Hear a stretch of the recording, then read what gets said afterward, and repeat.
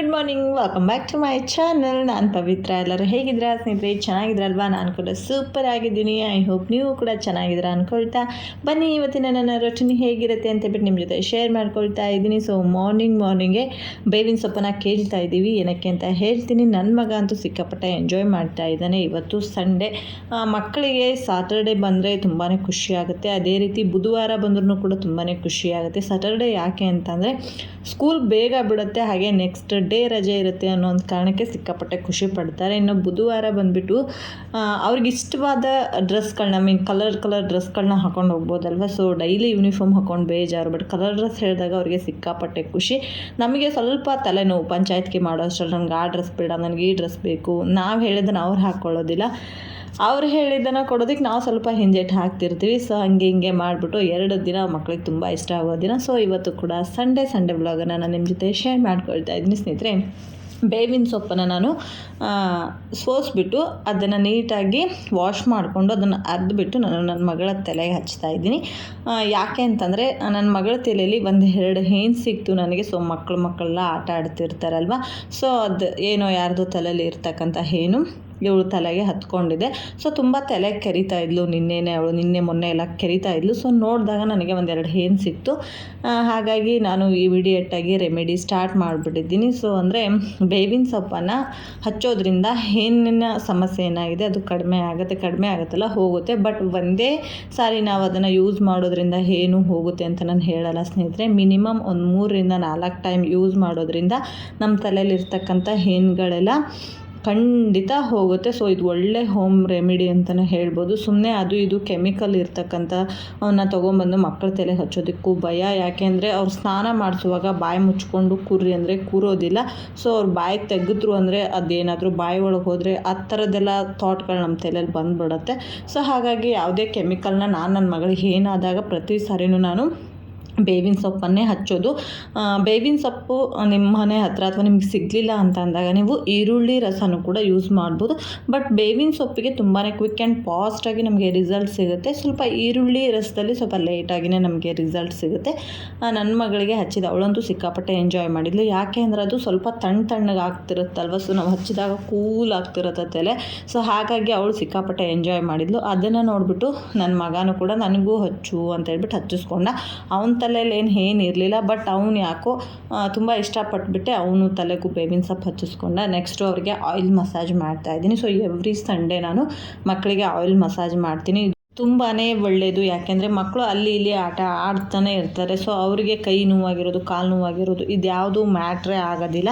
So ಅದನ್ನು ಯಾವಾಗೋ ಒಂದು ಟೈಮ್ ಬರ್ತಾ ಇರುತ್ತೆ. ಬಟ್ ಅದನ್ನು ನಾವು ಅರ್ಥ ಮಾಡಿಕೊಂಡು ಪ್ರತಿ ವೀಕ್ಲಿ 1 ಟೈಮ್ ಆದರೂ ಈ ರೀತಿ ನೀಟಾಗಿ ಆಯಿಲ್ ಮಸಾಜ್ ಮಾಡಿಬಿಟ್ಟು ತಲೆ ಸ್ನಾನ ಮಾಡಿಸ್ಬೇಕು. ಎವ್ರಿ ಸಂಡೇ ಎಲ್ಲರೂ ತಲೆ ಸ್ನಾನ ಮಾಡಿಸ್ತಾರೆ ಮಕ್ಕಳು ಸ್ಕೂಲ್ಗೆ ಹೋಗೋರಿದ್ದರೆ. ಬಟ್ ಮಾಡಿಸೋಕ್ಕಿಂತ ಒಂದು ಅರ್ಧ ಗಂಟೆ, ಒಂದು 3/4 ಗಂಟೆ ಮುಂಚೆನೇ ಒಂದು ಸ್ವಲ್ಪ ಆಯಿಲ್ ಮಸಾಜ್ ಮಾಡಿದರೆ ಚೆನ್ನಾಗಿರುತ್ತೆ. ಸೊ ಹಾಗಾಗಿ ನಾನು ಪ್ರತಿ ಸಂಡೇ ಮಕ್ಕಳಿಗೆ ಆಯಿಲ್ ಮಸಾಜ್ ಮಾಡ್ತಾ ಇರ್ತೀನಿ. ಚಿಕ್ಕ ಮಕ್ಕಳು ನೋಡಿ ಆಯಿಲ್ ಮಸಾಜ್ ಮಾಡೋದ್ರಿಂದನೇ ತುಂಬಾ ಕ್ಯೂಟಾಗಿ ಕಾಣಿಸ್ತಿರ್ತಾರೆ. ಹಾಗೆ ಈಗಿನ ವೆದರು ಕೂಡ ಆಗಿದೆ, ತುಂಬ ಚಳಿಗಾಲ, ಕೈ ಕಾಲು ಅದೆಲ್ಲ ಹೊಡಿತಾ ಇರುತ್ತೆ. ಸೊ ಹಾಗಾಗಿ ಸ್ವಲ್ಪ ಆಯಿಲ್ ಮಸಾಜ್ ಮಾಡೋದ್ರಿಂದ ಡ್ರೈ ಅಂತ ಅನಿಸೋದಿಲ್ಲ. ನಾನು ಈ ಒಂದು ವಾತಾವರಣದಲ್ಲಿ ಮಾತ್ರ ನಾನು ಆಯಿಲ್ ಮಸಾಜ್ ಮಾಡೋದಿಲ್ಲ. ನನಗೆ ಯಾವುದೇ ವಾತಾವರಣ ಇರಲಿ, ಸೊ ಮಳೆಗಾಲ, ಚಳಿಗಾಲ, ಬೇಸಿಗೆಗಾಲ, ಸೊ ಯಾವುದೇ ವೆದರ್ ಇರಲಿ, ನಾನು ಪ್ರತಿ ಸಂಡೇನೂ ನನ್ನ ಮಕ್ಕಳಿಗೆ ನಾನು ಆಯಿಲ್ ಮಸಾಜ್ ಮಾಡ್ತೀನಿ. ಬಟ್ ಇವಾಗ ಚಳಿಗಾಲ ಆಗಿರೋದ್ರಿಂದ ಕೈ ಕಾಲು ಎಲ್ಲ ಹೊಡಿತಿರುತ್ತೆ. ಸೊ ಹಾಗಾಗಿ ಸ್ವಲ್ಪ ಆಯಿಲ್ ಮಸಾಜ್ ಮಾಡಿದ್ರೆ ಸ್ಕಿನ್ ಡ್ರೈ ಆಗೋದಿಲ್ಲ. ಸೊ ತುಂಬಾ ಸಾಫ್ಟ್ ಆಗಿರುತ್ತೆ. ಸೊ ಹಾಗಾಗಿ ಮಕ್ಕಳಿಗೆ ನಾನು ಆಯಿಲ್ ಮಸಾಜ್ ಮಾಡ್ತೀನಿ. ಹಾಗೆ ಸ್ನೇಹಿತರೆ, ಕಿವಿಯೊಳಗೆ ಎಣ್ಣೆ ಬಿಡಬಾರ್ದು ಅಂತ ಹೇಳ್ತಾರೆ. ಸೊ ನಾನು ಅದೆಲ್ಲ ನಡೆಸೋದಿಲ್ಲ, ನಾನು ಬಿಡ್ತೀನಿ. ಪ್ರತಿ ಸಾರಿನೂ ನಾನು ಆಯಿಲ್ ಬಿಡ್ತೀನಿ. ಆಯಿಲ್ ಬಿಟ್ಟಾಗ ಕಿವಿಯಲ್ಲಿರ್ತಕ್ಕಂಥ ಗಲೀಜೇನಿದೆ ಅದು ಈಸಿಯಾಗಿ ಹೊರಗಡೆ ಬರುತ್ತೆ.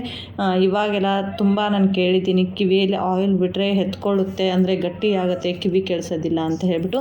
ಕೈ ಮೇಲೆ ನೀವು 1 ಸ್ಪೂನ್ ತುಪ್ಪ, ಗಟ್ಟಿಯಾಗಿರ್ತಕ್ಕಂಥ ತುಪ್ಪ ಅಥವಾ 1 ಸ್ಪೂನ್, ಸ್ವಲ್ಪ ಗಟ್ಟಿಯಾಗಿರ್ತಕ್ಕಂಥ ಎಣ್ಣೆನ ಹಾಕ್ಕೊಂಡು ನೋಡಿ ಅದು ಕರ್ಗೋಗುತ್ತೆ.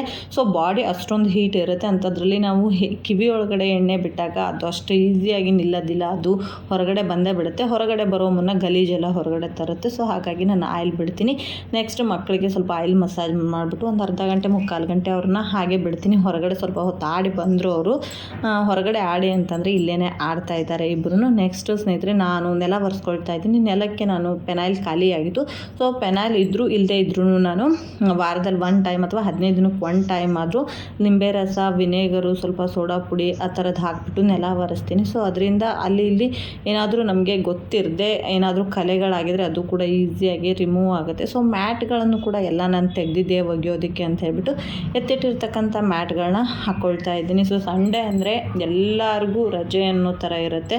ಹೆಣ್ಮಕ್ಳಿಗೆ ಮಾತ್ರ ಯಾವುದೇ ರಜೆ ಇರೋದಿಲ್ಲ. ಸೊ ಸಂಡೇನೇ ಜಾಸ್ತಿ ಅನ್ನೋ ರೀತಿ ನಮಗೆ ಕೆಲಸ ಆಗೋದು. ನನಗೂ ಕೂಡ ಅಷ್ಟೇ ಸಂಡೇನೇ ತುಂಬಾ ಕೆಲಸ ಆಗಿಬಿಡುತ್ತೆ. ನನ್ನ ಮಕ್ಕಳಿಗೆ ತಲೆ ಸ್ನಾನ ಎಲ್ಲ ಮಾಡಿಸಿದೆ. ಅಷ್ಟರಲ್ಲಿ ನಮ್ಮ ಮನೆಯವರು ಕೂಡ ಬಂದರು. ನಮ್ಮ ಮನೆಯವ್ರು ಬಂದರೆ ಸ್ವಲ್ಪ ನನಗೆ ಕೆಲಸ ಕಡಿಮೆ ಆಗುತ್ತೆ ಅಂತಲೇ ಹೇಳ್ಬೋದು. ಯಾಕೆಂದರೆ ನನ್ನ ಮಕ್ಕಳು ಪ್ರತಿಯೊಂದು ಕೆಲಸಕ್ಕೂ ಅವ್ರ ಪಪ್ಪನೇ ಇಷ್ಟಪಡೋದು. ನಾನು ಮಾಡ್ತೀನಿ ಅಂದ್ರೂ ಕೇಳೋದಿಲ್ಲ ಅವರು. ನಾನು ಸ್ನಾನ ಮಾಡಿಸ್ತಿರುವಾಗಲೇ ಬಂದರು. ಸೊ ಅವಳು ಸ್ನಾನ ಮಾಡಿಸ್ಬಿಟ್ಟು ಕಳಿಸಿದೆ. ನೆಕ್ಸ್ಟು ನಮ್ಮ ಮನೆಯವರು ನೀಟಾಗಿ ಹೇರೆಲ್ಲ ವಾಶ್ ಮಾಡಿ ಅವಳಿಗೆ ಡ್ರೆಸ್ ಹಾಕಿದ್ದಾರೆ. ನಾನು ಅಷ್ಟರಲ್ಲಿ ಇವನು ತಲೆ ಸ್ನಾನ ಮಾಡಿಸಿದೆ.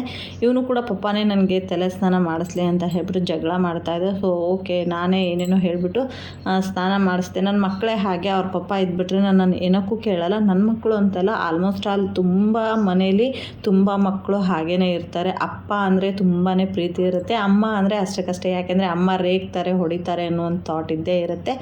ಮಕ್ಕಳು ಸ್ನಾನ ಮಾಡಿಕೊಂಡು ಸ್ವಲ್ಪ ವರ್ಕ್ ಮಾಡ್ತಿದ್ದಾರೆ, ರಫ್ ವರ್ಕು. ನೆಕ್ಸ್ಟ್ ಸ್ನೇಹಿತರೆ ನಾನು ಕೂಡ ಸ್ನಾನಕ್ಕೆ ಹೋಗಬೇಕು. ಸ್ನಾನಕ್ಕೆ ಹೋಗೋ ಮುಂಚೆ ನಾನು ಸ್ವಲ್ಪ ಅಲೋವೆರಾ ಹಚ್ಕೊಂಡಿದ್ದೀನಿ. ಯಾಕೆಂದರೆ ನೀವು ಇಲ್ಲಿ ನನ್ನ ಮುಖದಲ್ಲಿ ನೋಡ್ತಾ ಇರ್ಬೋದು ಪಿಂಪಲ್ಸು, ಅಲ್ಲಿ ಇಲ್ಲಿ ಒಂದೊಂದು ಪಿಂಪಲ್ಸ್ ಆಗಿದೆ. ಈಗಿನ ವೆದರೇ ಆಗಿರುತ್ತೆ, ಧೂಳೆಲ್ಲ ಮುಖದ ಮೇಲೆ ಕೂರ್ತಿರುತ್ತಲ್ವ, ಪಿಂಪಲ್ಸ್ ಆಗೋದು ಸಹಜ. ಸೊ ಹಾಗಾಗಿ ನಾನು ಅಲೋವೆರಾ, ನಾನು ಯಾವುದೇನೂ ಪಿಂಪಲ್ಸ್ಗೆ ಅಂತ ಹೇಳ್ಬಿಟ್ಟು ಯಾವುದೇ ಕ್ರೀಮ್ ಆ ಥರದ್ದು ಯೂಸ್ ಮಾಡಲ್ಲ, ಅಲೋವೆರಾ ಯೂಸ್ ಮಾಡ್ತೀನಿ. ಹಾಗೆ ಈಗಿನ ವಾತಾವರಣಕ್ಕೆ ಸ್ನೇಹಿತರೆ ನಾನು ಸೋಪನ್ನು ಯೂಸ್ ಮಾಡಲ್ಲ, ನಾನು ಯೂಸ್ ಮಾಡಲ್ಲ, ಮಕ್ಳಿಗೂ ಕೂಡ ನಾನು ಸೋಪ್ ಯೂಸ್ ಮಾಡಲ್ಲ. ನಾನು ಯೂಸ್ ಮಾಡೋದು ಹಸಿ ಕಡಲೆ ಹಿಟ್ಟನ್ನು ಯೂಸ್ ಮಾಡ್ತೀನಿ. ಎವ್ರಿ ಡೇ ನಾನು ಒಂದು ದಿನವೂ ಸೋಪ್ ಹಚ್ಚೋದಿಲ್ಲ. ಮುಖಕ್ಕಾಗಿರ್ಬೋದು, ಬಾಡಿಗಾಗಿರ್ಬೋದು. ಸೊ ನಾನು ಸೋಪನ್ನು ಯೂಸ್ ಮಾಡೋದಿಲ್ಲ. ನೆಕ್ಸ್ಟ್ ಸ್ನೇಹಿತರೆ ಇವತ್ತು ಯಾಕೆ ನನ್ನ ಮಕ್ಕಳಿಗೆ ಬೇಗ ನಾನು ತಲೆ ಸ್ನಾನ ಮಾಡಿಸಿದೆ. ಎವ್ರಿ ಸಂಡೇ ಏನು ಮಾಡ್ತೀನಿ ಅಂದರೆ ಮಧ್ಯಾಹ್ನದ ನಂತರ ಮಾಡಿಸ್ತೀನಿ, 1:30-2 ಗಂಟೆ ಆ ರೀತಿ ಮೂಮೆಂಟಲ್ಲಿ ನಾನು ಸ್ನಾನ ಮಾಡಿಸ್ತೀನಿ. ತಲೆ ಸ್ನಾನ ಮಾಡಿಸ್ಬಿಟ್ಟು ಮಲಗಿಸ್ತಿದ್ದೆ. ಬಟ್ ಇವತ್ತು ಸ್ವಲ್ಪ ಬೇಗ ಅನ್ನೋ ರೀತಿಯೇ ಮಾಡಿಸ್ದೆ. ಯಾಕೆಂದರೆ ಇವತ್ತು ನನ್ನ ಮಗಳ ಸ್ಕೂಲಲ್ಲಿ ಪೋಷಕರ ದಿನಾಚರಣೆಯ ಪ್ರಯುಕ್ತ ಕೆಲವೊಂದಿಷ್ಟು ಫಂಕ್ಷನ್ಗಳನ್ನ ಇಟ್ಕೊಂಡಿರ್ತಾನೆ. ಅದು ಮೇಯ್ನಾಗಿ ಪೇರೆಂಟ್ಸ್ಗಳಿಗೆ ಮಾತ್ರ ಇಟ್ಕೊಂಡಿರ್ತಾರೆ. ಸೊ ಅದೇ ರೀತಿಯಾಗಿ ಈ ಸರಿನೂ ಪೇರೆಂಟ್ಸಿಗೆ ಫಂಕ್ಷನನ್ನು ಇಟ್ಕೊಂಡಿದ್ದಾರೆ. ಅಂದರೆ ಕೆಲವೊಂದಿಷ್ಟು ಗೇಮ್ಸ್ಗಳು, ಡ್ಯಾನ್ಸು ಆ ಥರದ್ದೆಲ್ಲ ಚೆನ್ನಾಗಿರುತ್ತೆ, ತುಂಬಾ ಚೆನ್ನಾಗಿರುತ್ತೆ. ಹೋದ ಸಾರಿ ಮತ್ತು ಸಿಕ್ಕಾಪಟ್ಟೆ ಕ್ರೌಡ್ ಇತ್ತು. ಈ ಸರಿ ಯಾಕೋ ಅಷ್ಟು ಜನ ಇರಲಿಲ್ಲ, ಯಾಕೆ ಅಂತ ಗೊತ್ತಿಲ್ಲ. ತುಂಬ ಅಂದರೆ ತುಂಬ ಜನ ಕಡಿಮೆನೇ ಇತ್ತು. ಹೋದ ಸಾರಿ ನಾನು ಎಷ್ಟು ಟ್ರೈ ಮಾಡಿದೆ ಯಾವುದಾದ್ರೂ ಗೇಮ್ ಆಡೋಣ ಅಂತ ಹೇಳ್ಬಿಟ್ಟು, ಬಟ್ ಸಿಕ್ಕಾಪಟ್ಟೆ ಜನ ಇರೋದ್ರಿಂದ ಎಲ್ಲರೂ ಹೋಗ್ಬಿಟ್ಟು ಮುಂದ್ಗಡೆನೇ ನಿಂತಿದ್ರು, ನಾನು ಆಡ್ತೀನಿ ನೀನು ಆಡ್ತೀನಿ ಅಂತ ಹೇಳ್ಬಿಟ್ಟು. ಸೊ ಹಾಗಾಗಿ ನನಗೆ ಯಾವುದೇ ಆಡೋಕ್ಕೆ ಚಾನ್ಸ್ ಸಿಕ್ಕಿರಲಿಲ್ಲ. ಈ ವರ್ಷ ಒಂದು 5-6 ಗೇಮ್ ಆಡಿದೆ, ಅದರಲ್ಲಿ ಒಂದು ಗೇಮಲ್ಲಿ ಗೆದ್ದೆ. ಈ ಗೇಮಲ್ಲೂ ನಾನು 100% ಗೆಲ್ತಿದ್ದೆ. ಏನಾಯಿತು ಅಂದರೆ ಹೀಗೆ ಚೇರ್ ಹಾಕ್ಕೊಂಡು ಹೋಗ್ತಾ ಇರುವಾಗ ನಮ್ಮ ಎದುರುಗಡೆ ಇರೋರು ಏನು ಮಾಡಿದರು ಅಂತಂದರೆ ರಿಟರ್ನ್ ಹೋಗ್ಬಿಟ್ಟು ರಿಟರ್ನ್ ಬರಬೇಕು. ನಾವು ಯಾವ ಪೊಸಿಷನಲ್ಲಿ ಚೇರ್ನ ಇಟ್ಕೊಂಡು ಹೋಗಿರ್ತೀವೋ ಅದೇ ರೀತಿ ಚೇರ್ನ ಇಟ್ಕೊಂಡ್ಬಿಟ್ಟು ವಾಪಸ್ ಬರಬೇಕು ಅನ್ನೋ ರೀತಿ ಇತ್ತು. ಸೊ ನನ್ನ ಎದುರುಗಡೆ ಇರೋರು ನನಗೆ ಮುಖ ಮಾಡಿ ಕೂತ್ಕೊಂಡ್ಬಿಟ್ರು. ಅದೇನಾಯಿತು ಅಂದರೆ ಚೇರ್ ಒಂದು ಟೈಮ್ ಅವ್ರಿಗೆ ತಗ್ಲೋಯ್ತು. ಸೊ ಮತ್ತೆ ನಾನು ಏನಾದರೂ ಫೋರ್ಸಿಬಲ್ ಅಂದರೆ ಫಾಸ್ಟಾಗಿ ನಾವು ವರ್ಕ್ ಮಾಡ್ತಿರುವಾಗ ಗೊತ್ತಾಗೋದಿಲ್ಲ. ಸೊ ಅದೇ ರೀತಿ ಫಾಸ್ಟಾಗಿ ನಾನು ಏನಾದ್ರು ಮಾಡಿದೆ ಅಂದರೆ ಅವ್ರ ಮುಖಕ್ಕೆ ತಾಗ್ಬಿಡುತ್ತೆ ಅನ್ನೋ ಒಂದು ಭಯಕ್ಕೆ ನಾನು ಸ್ಲೋನಾಗಿ ಆಡ್ತಾ ಹೋದೆ. ಸೊ ನನ್ನಿಂದ ಬೇರೆಯವ್ರಿಗೆ ತೊಂದರೆ ಆಗಬಾರ್ದು ಅನ್ನೋ ಒಂದು ಉದ್ದೇಶ. ಹಾಗಾಗಿ ಅದು ಗೇಮ್ ನಾನು ವಿನ್ ಆಗೋದಕ್ಕಾಗಲಿಲ್ಲ. ನೆಕ್ಸ್ಟು ಸ್ವಲ್ಪ ಡ್ಯಾನ್ಸ್ಗಳಿತ್ತು, ನೋಡ್ತಾ ಇರ್ಬೋದು ಕಪಲ್ಸ್ ಡ್ಯಾನ್ಸ್ ಮಾಡ್ತಿದ್ದಾರೆ. ನನ್ನ ಮಗಳಂತೂ ಸಿಕ್ಕಾಪಟ್ಟೆ ರಿಕ್ವೆಸ್ಟ್ ಮಾಡ್ಕೊಂಡಿದ್ಲು ಡ್ಯಾನ್ಸ್ ಮಾಡಮ್ಮ ಅಂತ ಹೇಳ್ಬಿಟ್ಟು. ನಮ್ಮ ಮನೆಯವ್ರು ಬರೋದಿಲ್ಲ ಅನ್ನೋ ಒಂದು ಕಾರಣಕ್ಕೆ ನಾನು ಸುಮ್ಮನೆ ಅದೇ. ನನಗೂ ಡ್ಯಾನ್ಸ್ ಮಾಡೋದಕ್ಕೆ ತುಂಬ ಇಷ್ಟ. ನನಗೆ ಆದ್ರೂ ಒಂದು ಚಾನ್ಸ್ ಸಿಕ್ತು, ಡ್ಯಾನ್ಸ್ ಮಾಡಿದ್ವಿ ನಾವು ಲಾಸ್ಟ್ ಮೂಮೆಂಟಲ್ಲಿ ಗ್ರೂಪಲ್ಲಿ ಎಲ್ಲ ಹುಡುಗಿಯರು ಮಾಡಿದ್ವಿ. ನನ್ನ ಮಗನಿಗೆ ವೀಡಿಯೋ ಮಾಡು ಚಿನ್ನಿ ಅಂತ ಹೇಳಿದ್ದೀನಿ, ಅವ್ನು ವೀಡಿಯೋನೇ ಮಾಡಿಲ್ಲ. ಟೀಚರ್ಸು ಹಾಕ್ತಾರೇನೋ ಅಂತ ನೋಡಿದೆ, ಅವರು ಕೂಡ ಹಾಕಲಿಲ್ಲ. ಸೊ ನನಗೆ ಬೇಜಾರಾಯಿತು, ಅದನ್ನು ಖಂಡಿತ ಶೇರ್ ಮಾಡಬೇಕು ಅನ್ನೋದಿತ್ತು. ಲಾಸ್ಟಲ್ಲಿ ಇದೊಂದು ಗೇಮ್ ಆಡಿಸಿದ್ರು, ಇದು ಕೂಡ ತುಂಬ ಚೆನ್ನಾಗಿತ್ತು. ಇದರಲ್ಲೂ ಕೂಡ ನಾನು ಭಾಗವಹಿಸಿದೆ, ಇದರಲ್ಲಿ ನಾನು ವಿನ್ ಆದೆ. ಅದು ನಂಗೆ ತುಂಬ ಖುಷಿ ಆಯಿತು. ನಾನು ನನ್ನ ಫ್ರೆಂಡು ತುಂಬ ಪ್ಲ್ಯಾನ್ ಮಾಡ್ಕೊಂಡಿದ್ವಿ. ಸೊ ಅಂದರೆ ಇದು ಹೆಂಗೆ ಅಂದರೆ ರೌಂಡ್ ಹೊಡಿಸ್ತಾರೆ ಒಂದು 20 ಜನರಿಗೆ. ಸೊ ಅವರು ಎಷ್ಟು ಕೌಂಟ್ ಮಾಡ್ತಾರೆ, 4 ಜನ ಅಂದರೆ 4 ಜನ ಸೆಟ್ಟಾಗಿ ನಿಲ್ಲಬೇಕು, 3 ಅಂದರೆ 3 ಜನ ಸೆಟ್ಟಾಗಿ ನಿಲ್ಲಬೇಕು. ಈ ರೀತಿ ಆಡಿಸಿದ್ರು. ಇದು ಗೇಮ್ ಚೆನ್ನಾಗಿತ್ತು. ನಾವು ವಿನ್ ಆದ್ವಿ. ಲಾಸ್ಟಿಗೆ ಇಬ್ಬರಿಗೂ ಕೂಡ ಪ್ರೈಸ್ ಕೊಟ್ಟರು, ನನಗೂ ನನ್ನ ಫ್ರೆಂಡಿಗೂ. ಹಾಗೆ ಸ್ಕಿಪ್ಪಿಂಗ್ ಕೂಡ ಆಡಿಸಿದ್ರು. ಅದರಲ್ಲೂ ಕೂಡ ನಾನು ಭಾಗವಹಿಸಿದೆ. ಬಟ್ ಅದೇನಾಯಿತು ಅಂದರೆ ನನ್ನ ಡ್ರೆಸ್ಸು ನನಗೆ ಅಡ್ಡ ಆಗಿಬಿಟ್ಟು ನಾನು ಬಿದ್ದೋಗ್ಬಿಟ್ಟೆ.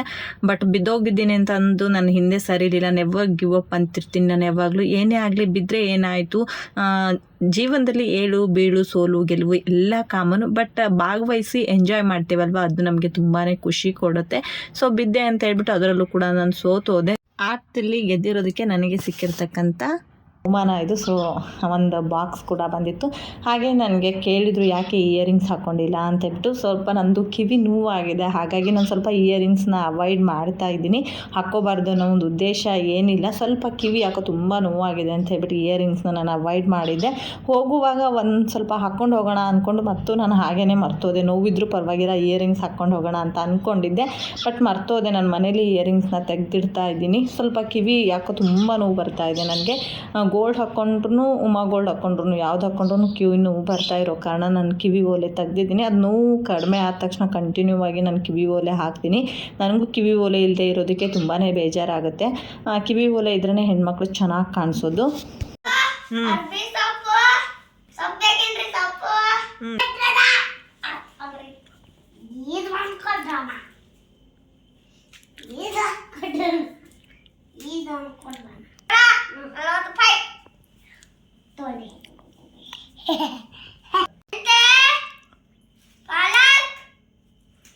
ಕೊತ್ತಂಬರಿ,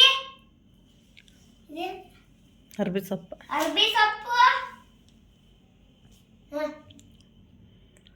ಅರ್ಬಿ ಅದು ಎಳರ್ಬಿ, ಸೊಪ್ಪು ಕೊಡ್ರಿ ಸೊಪ್ಪು. ನಾವು ಫಂಕ್ಷನ್ ಎಲ್ಲ ಮುಗಿಸ್ಕೊಂಡು ಬರೋ ಅಷ್ಟರಲ್ಲಿ ನಮ್ಮ ಮನೆಯವ್ರು ಇವತ್ತು ಸಂಡೇ ಅಲ್ವಾ ಮಾರ್ಕೆಟ್ ಮಾಡ್ಕೊಂಡು ಬಂದರು. ಅಂದರೆ ತರಕಾರಿಗಳನ್ನ ತೊಗೊಂಡು ಬಂದರು. ಚಪ್ರ ಅವರೆಕಾಯಿ ತೊಗೊಂಡು ಬಂದಿದ್ರು. ಚಪ್ರ ಅವರೆಕಾಯಿನ ನಾನು ಒಬ್ಬನೇ ಸೋಸ್ತೀನಿ, ಯಾಕೆಂದರೆ ಅದರಲ್ಲಿ ಹುಳುಗಳಿರುತ್ತೆ. ಇನ್ನು ಮಕ್ಳು ಕೈ ಹಾಕಿದರೆ ಅವ್ರಿಗೆ ಅಷ್ಟು ಗೊತ್ತಾಗಲ್ಲ. ನನ್ನ ಮಗ ಈ ರೀತಿ ಕೆಲಸಗಳಲ್ಲಿ ತುಂಬ ಹೆಲ್ಪ್ ಮಾಡ್ತಿರ್ತಾನೆ. ಅದಕ್ಕೆ ನೀವಿಬ್ಬರು ಸೊಪ್ಪು ಸೋಸಿ, ನಾನು ಅವರೆಕಾಯಿ ಸೋಸ್ತೀನಿ ಅಂತ ಹೇಳ್ಬಿಟ್ಟು ಅವ್ರು ಅವರೆಕಾಯಿ ಸೋಸ್ತಾಯಿದ್ರು. ನನ್ನ ಮಗಳು ಬಂದುಬಿಟ್ಟು ಅವ್ರ ಪಪ್ಪ ಬೆನ್ನ ಮೇಲೆ ಸವಾರಿ ಮಾಡ್ತಾ ಇದ್ದಾಳೆ. ನಾವು ಚಿಕ್ಕವರಿದ್ದಾಗ ಹೀಗೆ ಇದ್ವಿ ಅಲ್ವಾ. ಸೊ ಇದೆಲ್ಲ ಒಂಥರ ಏನೋ ಮಕ್ಕಳು ಆಡ್ತಿರೋದನ್ನು ನೋಡಿದ್ರೆ ನಮ್ಮ ಚಿಕ್ಕ ವಯಸ್ಸು ನಮಗೆ ನೆನಪಾಗ್ತಿರುತ್ತೆ. ನಾವು ನಮ್ಮ ಅಪ್ಪಾಜಿ ಬೆನ್ನ ಮೇಲೆ ಹತ್ಬಿಟ್ಟು ಹೀಗೆ ಕೂರ್ತಾ ಇದ್ವಿ, ಮೆರವಣಿಗೆ ಹೋಗ್ತಾ ಇದ್ವಿ. ಅಪ್ಪ ಅಂದ್ರೇ ಹಾಗೆ, ತಾನು ಕಾಣದೇ ಇರೋ ಲೋಕನ ನಮಗೆ ತೋರಿಸ್ತಾರೆ ಹೆಗಲ ಮೇಲೆ ಹೊತ್ಕೊಂಡು.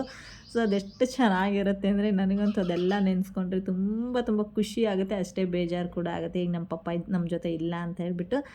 ನೆಕ್ಸ್ಟು ನಮ್ಮ ಮನೆಯವ್ರು ಅವರೆಕಾಯಿ ಸೋಸ್ತಿದ್ರೆ ನಾನು ನನ್ನ ಮಗ ಬಂದುಬಿಟ್ಟು ಸೊಪ್ಪು ಸೋಸ್ತಾ ಇದ್ವಿ. ನನ್ನ ಮಗ ಮಾತ್ರ ಈ ಥರದ ಸಣ್ಣ ಪುಟ್ಟ ಕೆಲಸಗಳಲ್ಲಿ ತುಂಬ ಅಂದರೆ ತುಂಬ ಹೆಲ್ಪ್ ಮಾಡ್ತಾನೆ. ಮನೆ ಕ್ಲೀನ್ ಮಾಡುವಾಗಿರ್ಬೋದು, ಪ್ರತಿ ಟೈಮಲ್ಲೂ ಹೆಲ್ಪ್ ಮಾಡ್ತಾನೆ ಇರ್ತಾನೆ. ಸೊ ಸೊಪ್ಪು ಅದೆಲ್ಲ ಸೋಸ್ಬಿಟ್ಟು ಅದನ್ನೆಲ್ಲ ಕ್ಲೀನ್ ಮಾಡಿ ನೆಕ್ಸ್ಟ್ ಸ್ನೇಹಿತರೆ ನೈಟ್ ಊಟಕ್ಕೆ ತಯಾರಿ ಮಾಡ್ತಾಯಿದ್ದೀನಿ. ಸೊಪ್ಪು ಸಾಂಬಾರು ಮಾಡೋಣ ಅಂತ ಅಂದ್ಕೊಂಡೆ, ನಾಳೆ ಮಾಡಿದ್ರಾಯ್ತು ಅಂತ ಹೇಳ್ಬಿಟ್ಟು ಸೊಪ್ಪನ್ನೆಲ್ಲ ಸೋಸ್ಬಿಟ್ಟು ಹಾಗೆ ಇಟ್ಕೊಂಡೆ. ಆಲ್ರೆಡಿ ಟೈಮ್ ಆಗಿ ಹೋಗಿತ್ತು 9 o'clock. ಹಾಗಾಗಿ ಒಂದು ಸ್ವಲ್ಪ ಗೊಜ್ಜು ಮಾಡೋಣ, ಟೊಮೊಟೊ ಹಣ್ಣಿನ ಗೊಜ್ಜು ಮಾಡೋಣ ಅಂತ ಹೇಳ್ಬಿಟ್ಟು ಮಾಡ್ತಾಯಿದ್ದೀನಿ. ಸೊ ಮೊದಲಿಗೆ ನಾನು ಒಂದು ಕಡಾಯಿಗೆ ಎಣ್ಣೆ ಹಾಕ್ಕೊಂಡಿದ್ದೀನಿ. ಎಣ್ಣೆ ಚೆನ್ನಾಗಿ ಕಾದ ನಂತರ ಮತ್ತು ಸಾಸಿವೆ ಜೀರಿಗೆ ಹಾಕ್ಕೊಂಡಿದ್ದೀನಿ. ಸೊ ನೀವು ಯಾವ ರೀತಿ ಟೊಮೊಟೊ ಗೊಜ್ಜು ಮಾಡ್ತೀರಾ ಕಮೆಂಟ್ ಮಾಡಿ. ಸೊ ಸಾಸಿವೆ ಜೀರಿಗೆ ಚಿಟಪಟ ಅಂದ ನಂತರ ಇದಕ್ಕೆ 1 ಸ್ಪೂನಷ್ಟು ತರ್ತರಿಯಾಗಿ ರುಬ್ಬಿರ್ತಕ್ಕಂಥ ಹಸಿಮೆಣ್ಸಿನ್ಕಾಯಿ ಪೇಸ್ಟನ್ನು ಹಾಕ್ಕೊಳ್ತಾ ಇದ್ದೀನಿ. ಹಸಿ ಖಾರ ಇಷ್ಟ ಇಲ್ಲ ಅಂದರೆ ನೀವು ಖಾರ ಪುಡಿ ಕೂಡ ಯೂಸ್ ಮಾಡ್ಬೋದು. ಸೊ ನಮ್ಮ ಮನೇಲಿ ಇಷ್ಟಪಡ್ತಾರೆ ಹಸಿ ಖಾರ ಹಾಕಿ ಮಾಡಿದ್ರೆ.